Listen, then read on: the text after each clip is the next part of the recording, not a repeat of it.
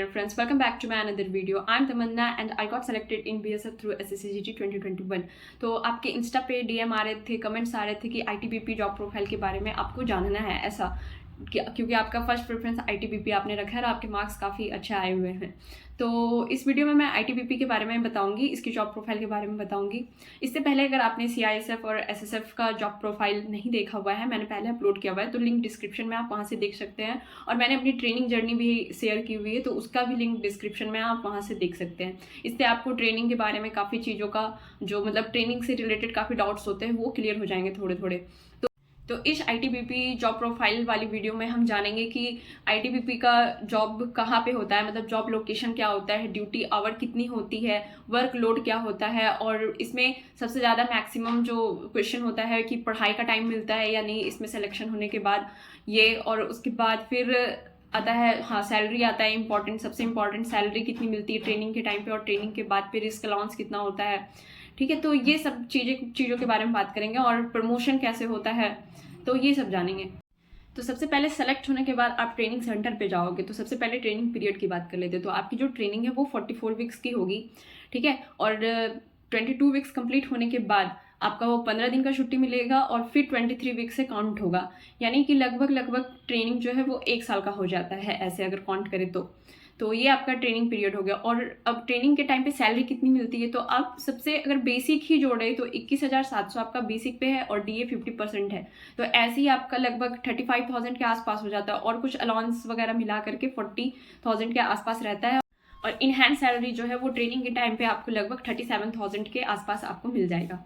तो ये हो गई सैलरी की बात, जो कि बहुत ही अपने आप में एक मोटिवेशन है आपको आईटीबीपी ज्वाइन करने के लिए।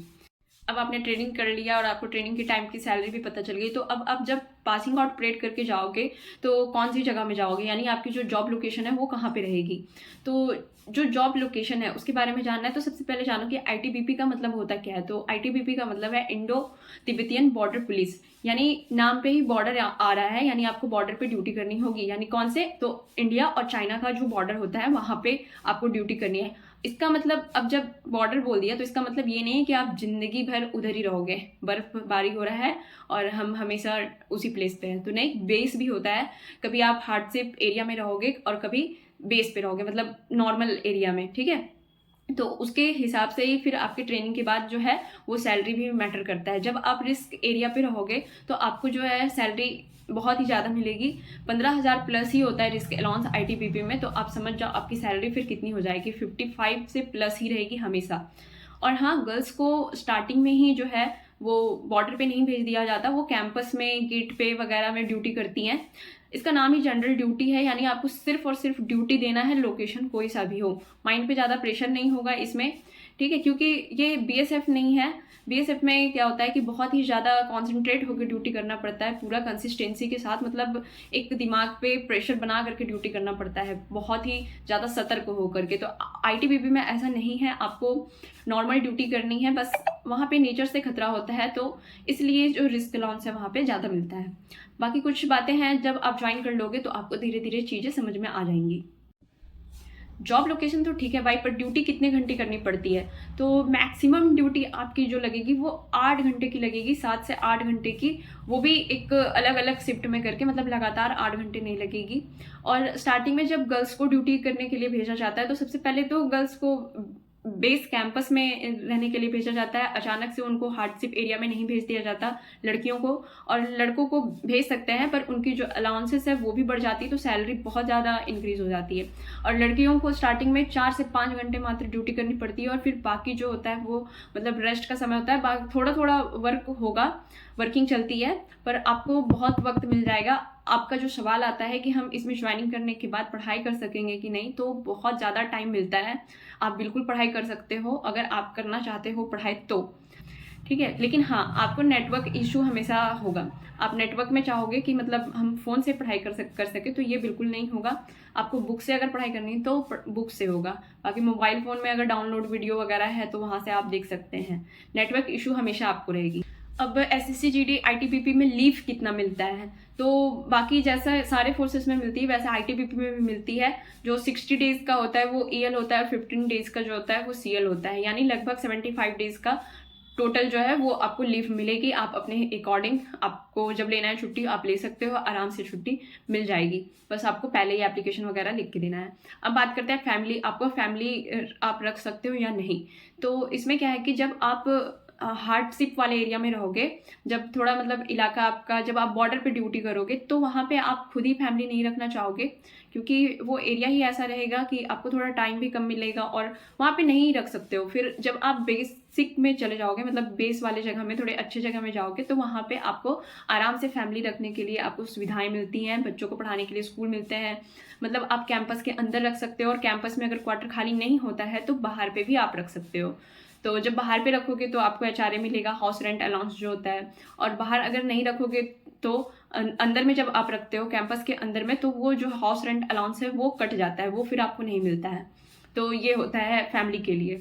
अब जो लास्ट चीज़ है वो है प्रमोशन के बारे में सब कुछ जानना होता है। तो SSC GD के किसी भी फोर्स में आपका सिलेक्शन हुआ और आप बाय प्रमोशन आगे बढ़ना चाहते हैं, तो लगभग 20-22 साल लग जाएंगे सिर्फ कांस्टेबल से हेड कांस्टेबल बनने में।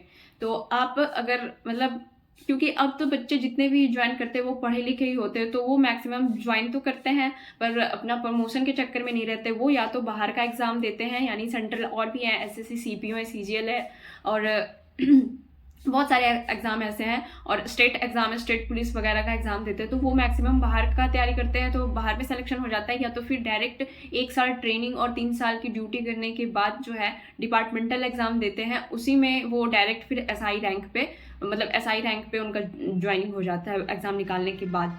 तो ऐसा होता है। बाकी आप इसमें डिपार्टमेंट के थ्रू, मतलब प्रमोशन के थ्रू आप जाना चाहोगे तो 20 से 22 साल सिर्फ हेड कांस्टेबल बनने में लग जाएंगे। तो आप सोच लो, ठीक है। तो इसलिए अपना पढ़ाई, इसमें अगर आप ज्वाइन करते हो तो पढ़ाई को कंटिन्यूअस रखो, और कोशिश करो कि अपने स्टेट में, अगर आपके स्टेट में एग्जाम्स होते हैं तो स्टेट पुलिस वगैरह की अपनी जो है वो तैयारी करते रहो। और तो मैक्सिमम गर्ल्स का ये सवाल आता है कि ITBP लड़कियों को ज्वाइन करना चाहिए या नहीं करना चाहिए, गर्ल्स के लिए कैसा है, ITBP सेफ़ है और नहीं है।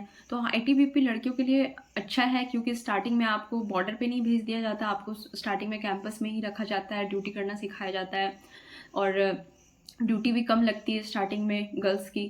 तो इसलिए ITBP अच्छा ऑप्शन है गर्ल्स के लिए, आप ज्वाइन करें, ठीक है। और ज्वाइन करके देखें, आपको अगर आपके अकॉर्डिंग अगर सूटेबल है, आपको अच्छा लगता है करना वहाँ पे ड्यूटी वगैरह, तो आप करें। और फ्यूचर में जाके आपको अच्छा नहीं लगता है, एक टाइम हो जाता है, तो फिर आप छोड़ दें, ऐसी कोई दिक्कत नहीं आएगी।